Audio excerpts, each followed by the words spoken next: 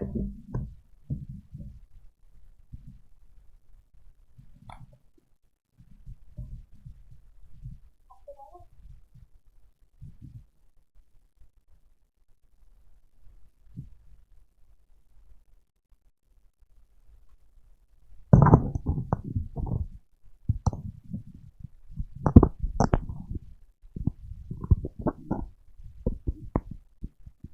Morning everyone and शुरू करते हैं आज के करंट अफेयर्स से।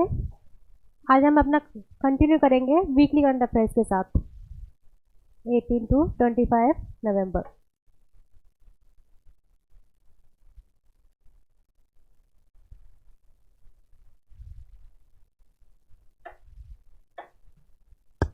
पहली खबर है, इस हफ्ते में या इससे कुछ दिनों पहले तक भी जो कुछ मुख्य मुख्य त्यौहार मनाए गए हैं उनके बारे में देख लेते हैं कौन कौन से त्यौहार मनाए गए हैं।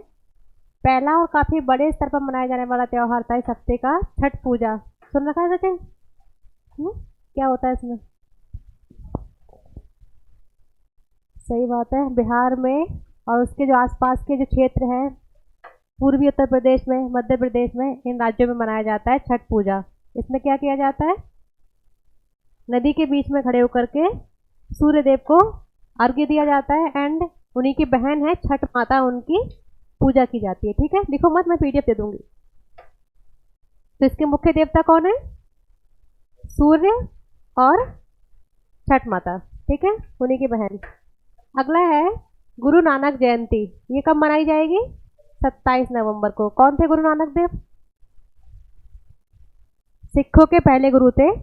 ठीक है, उन्होंने सिख धर्म की स्थापना की थी गुरु नानक देव ने। Celebrated on the Kartik Shukla Purnima on the birth anniversary of Guru Nanak Dev. कब होगा ये? कार्तिक शुक्ल की, कार्तिक महीने की पूर्णिमा को। अगला है नॉर्थ ईस्ट यानी कि जो उत्तर पूर्व का क्षेत्र है हमारा, उसका बहुत इंपॉर्टेंट त्यौहार वांगला त्यौहार। ठीक है, ये कब मनाया गया था? 10 नवंबर को। कहाँ पर? मेघालय में। मेघालय में एक जनजाति निवास करती है, गारो जनजाति। जब वहाँ की फसल की कटाई का टाइम होता है उस टाइम पे वो लोग फसल की कटाई के टाइम पर अपना जश्न मनाते हैं, गारो जाति के, गारो ट्राइब के लोग। ठीक है, एक है अगला पुष्कर कैमल फेयर। ठीक है, ऊँटों के नाम पर ये मेले का नाम रखा गया है। कहाँ पे मनाया जाता है? हाँ, ऊँट का नाम है, इसका मतलब राजस्थान से रिलेटेड एक तरीके से मेला टाइप से होता है। यहाँ पर दूर दूर से लोग आते हैं अपने ऊँटों को बेचने के लिए और वहाँ के ऊँटों को खरीदने के लिए। एक तरीके से कैसा त्यौहार है ये? बिजनेस करने का त्यौहार है, ट्रेडिंग का। ठीक है,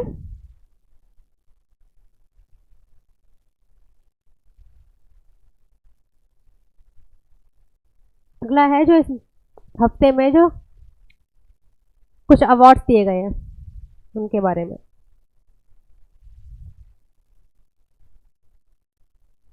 पहला है गिलर अवार्ड। ठीक है, ये अवार्ड साहित्य के क्षेत्र में दिया जाता है।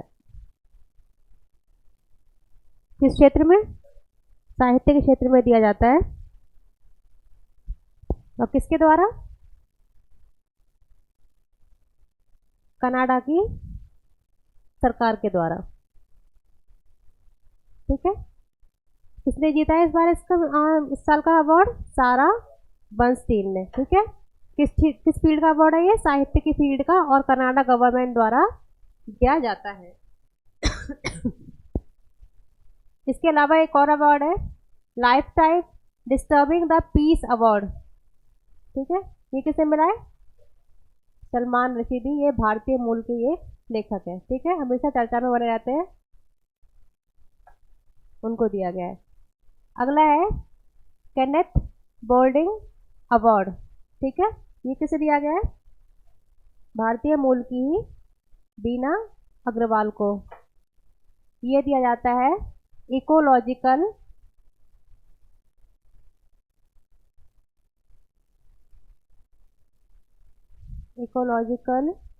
इकोनॉमिक्स के फील्ड में। इसका मतलब ये है कि जो हमारे देश में जो भी आर्थिक रूप से विकास हो रहा है या कहीं भी दुनिया में, उसका कुछ पारिस्थितिकी पर कितना प्रभाव पड़ रहा है उसके बारे में अध्ययन किया था किन्होंने? बीना अग्रवाल ने। इसी फील्ड में अवार्ड दिया जाता है। अगला है महाराष्ट्र सरकार द्वारा दिया जाता है एक लता मंगेशकर अवार्ड। इस साल किसने जीता है? महाराष्ट्र के ही एक गायक हैं, संगीतकार हैं, सुरेश ईश्वर वाडेकर, इनको ये अवार्ड दिया गया है। नेक्स्ट, अब खबरों में रहने वाला मिस यूनिवर्स का अवार्ड सैनिस पैलेसियो कहाँ की रहने वाली हैं? निकारागुआ की। ठीक है, अमेरिकी देश है ये, छोटा सा निकारागुआ, वहाँ की रहने वाली है। इससे पहले मेन जो यूएसए था वहाँ की एक महिला थी, उनको ये अवार्ड दिया गया था last year. JCB prize of literature 2023 साहित्य के क्षेत्र में मिलने वाला अवार्ड है, किसे दिया गया है? एक तमिल साहित्यकार हैं पेरुमल मुरुगन, उनको दिया गया है। Indira Gandhi prize for peace disarmament and development 2023, ये किसको दिया गया है? जो कोविड के टाइम पर जिन लोगों ने बहुत अच्छा काम किया था, नर्सों ने, डॉक्टर ने, या फिर और लोगों ने, स्वयं सेवकों ने, उनके लिए ये अवार्ड प्रदान किया गया है। लेकिन अब पूरे देश में इतने सारे कोविड वॉरियर्स थे, है ना, इतने सारे हॉस्पिटल, उसमें नर्सें होंगी, फिर डॉक्टर्स होंगे, तो उनके बिहाफ पे ये लिया है। इंडियन मेडिकल एसोसिएशन ने इस अवार्ड को लिया था। ठीक है, किसके बिहाफ पर? कोविड वॉरियर्स के बिहाफ पर। इसके अलावा फिल्म इंडस्ट्री के क्षेत्र में दिया वाले का अवार्ड है एमी अवार्ड 2023। इसे किसने जीता है? इसमें कैटेगरी होती है ना, बेस्ट एक्टर, बेस्ट एक्ट्रेस, उसी फील्ड में क्या है, एक है बेस्ट यूनिक कॉमेडी एक्टर। ठीक है, ये भारत के वीरदास, ठीक है, इनको ये अवार्ड दिया गया है। इसके अलावा इंटरनेशनल एमी डायरेक्टोरेट अवार्ड, यानी कि एक डायरेक्टर हैं, उनको दिया गया है ये अवार्ड, एकता कपूर की है, कहाँ की है ये? भारत की। ठीक है, नेक्स्ट है मनोहर पर्रिकर को जानते हो? कौन थे? गोवा के पूर्व सीएम थे। ठीक है, इस टाइम कौन है? प्रमोद सावंत। ठीक है, मनोहर पर्रिकर जी गोवा के पूर्व सीएम है, इनकी मृत्यु हो चुकी है, और इन्हीं के नाम पर पहला Manohar Parrikar young scientist award दिया गया है। किसको? डॉक्टर माधवराज एस नाम के छोटे से साइंटिस्ट को। मेनली क्या थे ना, ये आईआईटी से पढ़े हुए थे, काफी बड़े साइंटिस्ट भी थे सीएम होने के साथ साथ। नेक्स्ट है doctor Pritam Singh transformational leader award, ये किसे दिया गया है? काफी बड़े बिजनेसमैन हैं, अपने बिजनेस के क्षेत्र में उन्होंने अच्छा काम किया है। ठीक है, काफी ट्रांसफॉर्मेशन लेके आए हैं, इसलिए उन्हें ट्रांसफॉर्मेशनल लीडर अवार्ड दिया गया है, डॉक्टर प्रीतम सिंह।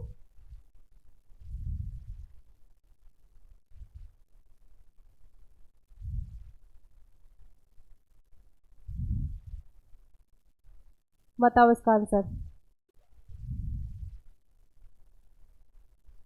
पक्का नेपाल है? बोंगो सागर 2023, भारत और इंडिया एंड बांग्लादेश के बीच में, बिल्कुल सही।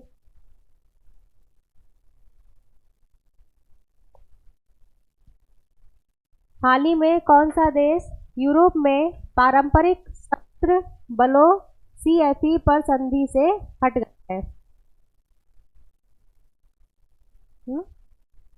इससे संधि का मतलब जानते हो? नहीं, मतलब ऐसा होता है कि जो बहुत सारे हथियार होते हैं ना, पारंपरिक हथियार, उनको रोकने के लिए संधि बनाई गई थी। ठीक है, परमाणु बम, अणु बम, इस तरीके से इनको रोकने के लिए। तो किस किस के बीच में साइन हुई थी ये?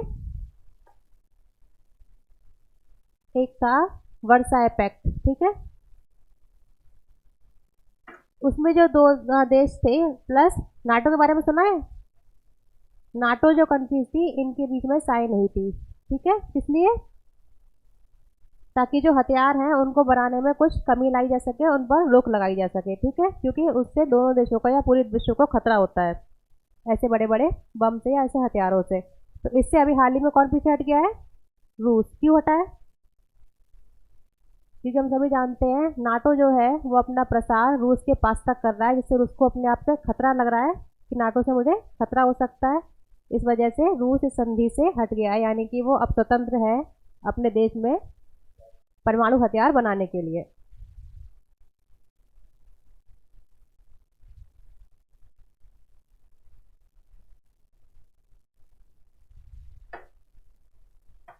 हाल ही में किस भारतीय गोल्फ खिलाड़ी ने इंडोनेशियाई मास्टर्स गोल्फ टूर्नामेंट 2023 जीता है? गगनजीत भुल्लर, बिल्कुल सही आंसर।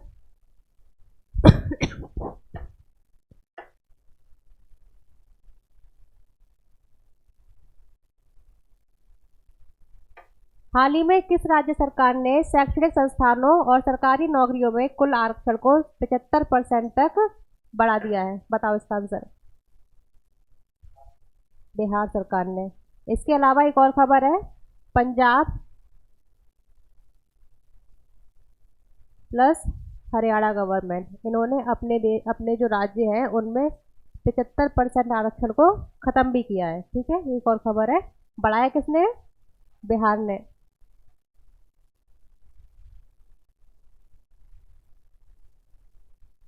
हाल ही में किस राज्य ने ज्ञानोदय एक्सप्रेस कोलाज कॉलेज या college on wheels,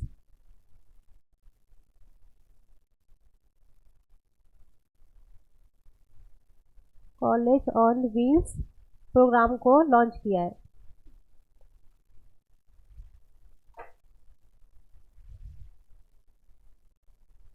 Jammu Kashmir में। अच्छा, कॉलेज ऑन व्हील्स का मतलब क्या है? हाँ, मतलब सही है। एक गाड़ी जाएगी, उसमें जो कॉलेज में टीचर्स हैं, बच्चे हैं, वो सब फैसिलिटी अवेलेबल रहेंगी। ठीक है, तो उसको नाम रख दिया है college on wheels. Gyanodaya express किस लिए किया है? तो जम्मू कश्मीर के जो लड़कियां हैं उनको पूरा भारत घुमाने के लिए, भारत में जो बड़ी बड़ी यूनिवर्सिटी और कॉलेजेस हैं उनमें घुमाने के लिए, ताकि वो वहाँ की जो कुछ चीज़ें हैं उनको सीख सके, वहाँ पर जाकर के अपना ज्ञान को एक्सप्लोर कर सके, स्किल्स में अपनी बढ़ोतरी कर सके। ठीक है, उसलिए इसीलिए ये लॉन्च किया गया, क्या? ज्ञानोदय एक्सप्रेस।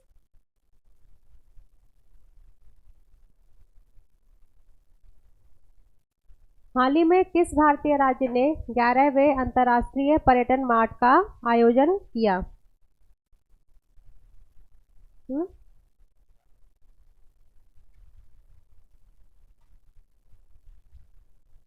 किसने किया है? मेघालय ने। सही जवाब।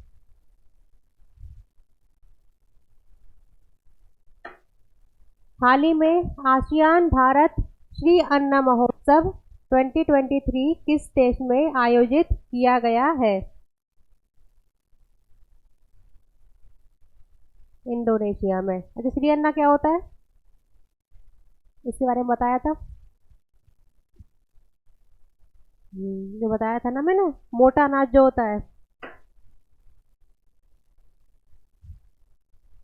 इसको इंग्लिश में बोलते हैं मिलेट्स। क्या क्या आते हैं मोटे अनाज में? बाजरा, रागी, ज्वार। ठीक है, इन सबको अपने खान पान की आदतों में बढ़ावा देने के लिए, ना कि सिर्फ इंडिया में, जो आसियान वाले देश हैं 10 देश, उनमें भी, हाँ, इसी को बढ़ाने के लिए भारत ने श्री अन्न महोत्सव 2023 का आयोजन करवाया था इंडोनेशिया में। ठीक है। अच्छा, क्यों इसको बढ़ावा दे रही है सरकार? नहीं, क्यों दे रही है, इसमें ऐसा क्या है? बिल्कुल सही, कम पानी लगता है और जल्दी समय पे भी होता है। इसके अलावा पोषक तत्वों से भरपूर होता है। ठीक है, सूखे वाले जो एरिया है भारत में, उनमें उनमें भी हम लोग उसको उगा सकते हैं। इसके अलावा जो धान की खेती होती है, धान की खेती में पता है कितना पानी लगता है, तो उसको मेनली क्या है, उसको जो सरकार है वो कम प्रमोट करना चाहती है। ठीक है, उसी वजह से बढ़ावा दे रही है मोटे अनाज को। ठीक है, इसलिए जो ये वाला साल है 2023, इसे क्या मनाया जा रहा है? International year of millet. मतलब ये पूरा साल ही इन्होंने इस मोटे अनाज के नाम पर कर दिया है। ठीक है,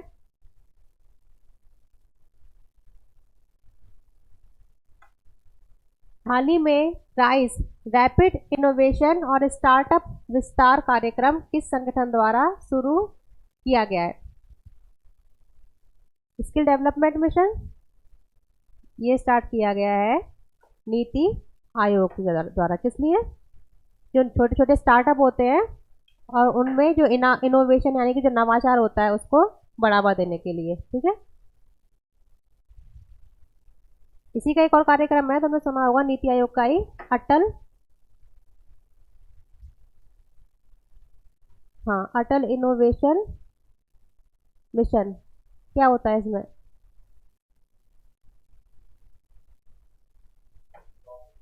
हाँ, युवाओं के लिए है, वो अपना स्टार्टअप ग्रो करे और इनोवेशन, इनोवेशन मतलब कुछ नया डेवलप करे, ठीक है, उसको बढ़ावा देने के लिए आया था अटल इनोवेशन मिशन। और उसी दिशा में एक और पहल है, क्या?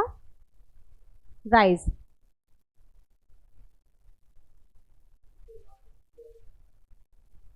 अटल इनोवेशन मिशन लागू है पूरे भारत में, इसके तौर पर बहुत सी योजनाएं लाई जाती है।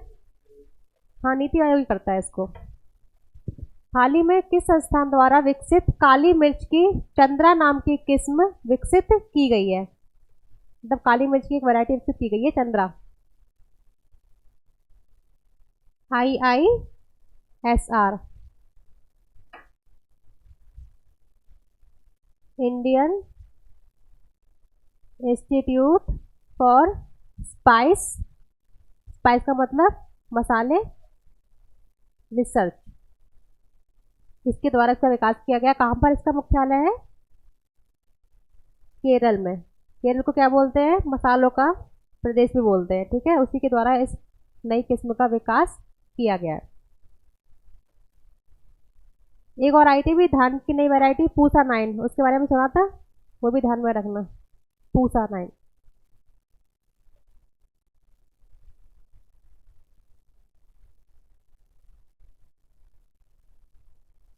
हाँ, किस एथलीट को world athlete of the year घोषित किया गया है?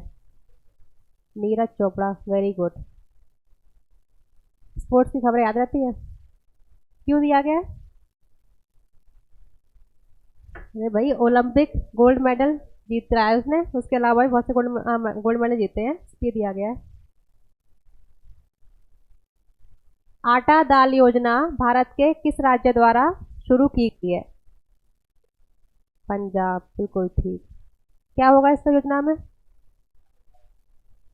हाँ, फ्री में आटा दाल बंटवा रहे हैं घर घर जा करके, पंजाब सरकार, ठीक है, उसी के लिए योजना शुरू की गई है। एक और आई थी अभी, आटा से ही, उसमें जो सब्सिडाइज मतलब कम रेट पर आटा प्रोवाइड करवा रहे थे, ध्यान है? करंट अफेयर में कवर की थी मैंने, वो सरकार, वो योजना थी भारत सरकार की।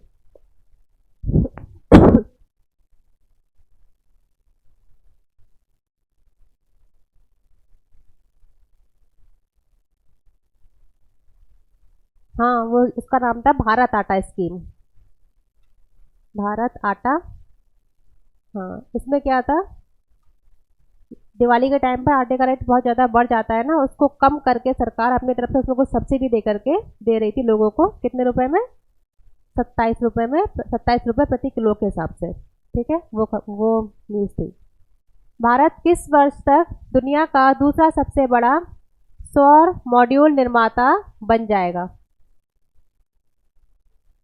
2025 तक, 2 साल बाद ही, ठीक है, क्योंकि इंडिया में जो सोलर एनर्जी का काम है वो काफ़ी अच्छे तौर पर हो रहा है, इस वजह से सोलर जो मॉड्यूल होते हैं उनके निर्माता के रूप में भारत दूसरा बड़ा सबसे बड़ा देश बन जाएगा। पहला फ्रांस है।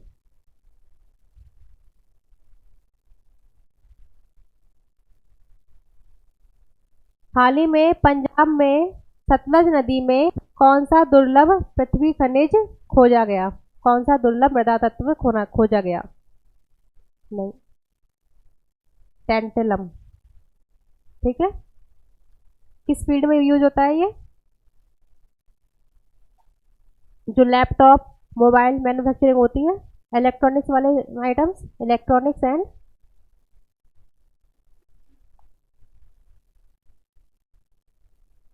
सेमी कंडक्टर सुना है? सेमी कंडक्टर इंडस्ट्री है, उस फील्ड में इसका यूज किया जाता है।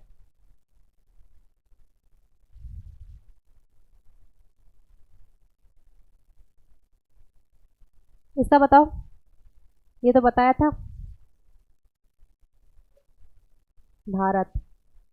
अच्छा, जो पहली वाली साउथ समिट थी, ग्लोबल साउथ समिट, उसका कौन होस्ट था?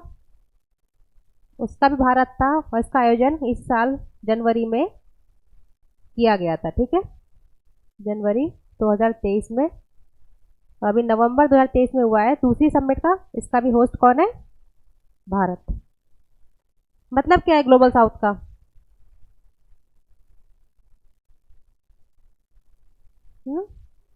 ग्लोबल साउथ में मेनली उन कंट्रीज को मानते हैं जो ज़्यादा अभी विकास की अवस्था में नहीं है, विकासशील अवस्था में है, ठीक है। विकसित देश कौन कौन से हैं? America, Britain. तो इनका अगर तुम मैप में देखोगे पूरे वर्ल्ड के मैप में, तो ये कुछ नॉर्थ में पड़ती हैं, ठीक है। उसमें जो साउथ में कंट्रीज पड़ती हैं, चाइना, इंडिया, इन सबको माना जाता है ग्लोबल साउथ कंट्रीज, ठीक है। उन्हीं का ग्रुप बना दिया है ग्लोबल साउथ। उसको आगे बढ़ाने के लिए, प्रमोट करने के लिए ये इस तरीके की मीटिंग होती रहती है।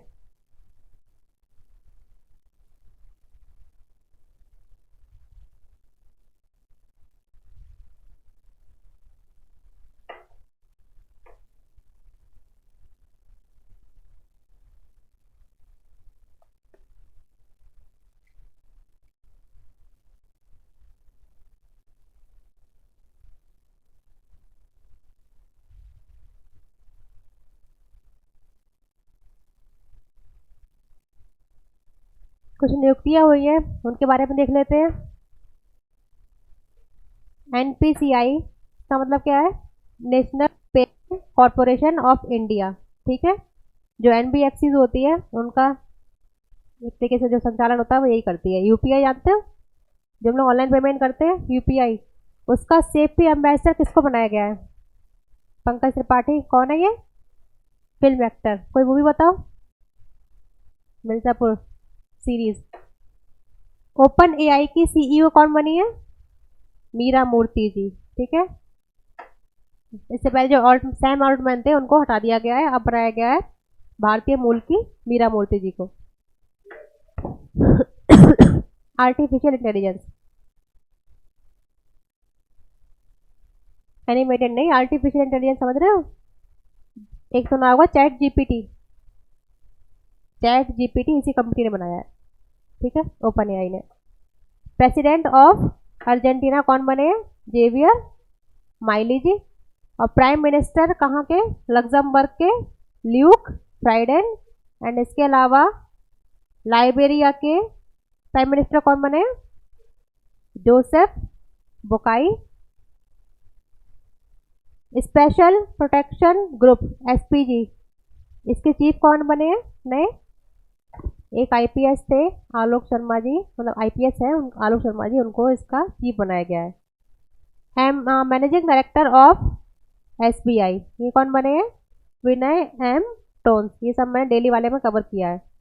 Vice chairman of the UN auditor panel कौन बने हैं? गिरीश चंद्र मुर्मू जी, ठीक है। इनके बारे में जानते हो? कहाँ के राज्यपाल थे ये इससे पहले? पता करके आना गिरीश चंद्र मुर्मू के बारे में।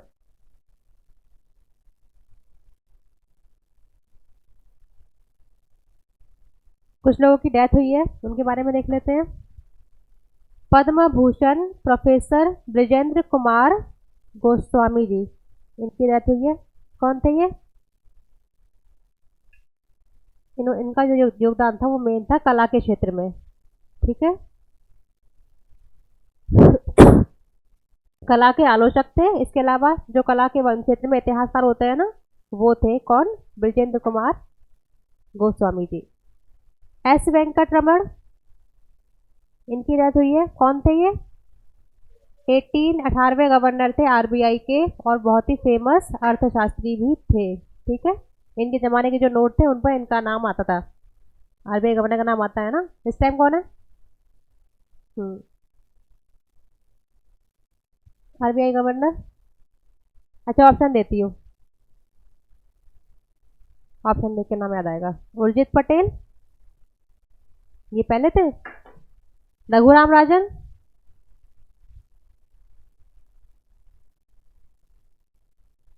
नहीं। शक्तिकांत दास, यही है ना? हाँ, शक्तिकांत दास। इनसे पहले थे उर्जित पटेल और उनसे पहले भी थे रघुराम राजन जी, ठीक है। Padma Bhushan doctor S S बद्रीनाथन, कौन थे ये? मेनली एक नेत्र रोग विशेषज्ञ थे और जो शंकर नेत्रालय नाम की संस्था है, उस हॉस्पिटल है उसका, इसकी इन्होंने स्थापना भी की थी। ठीक है,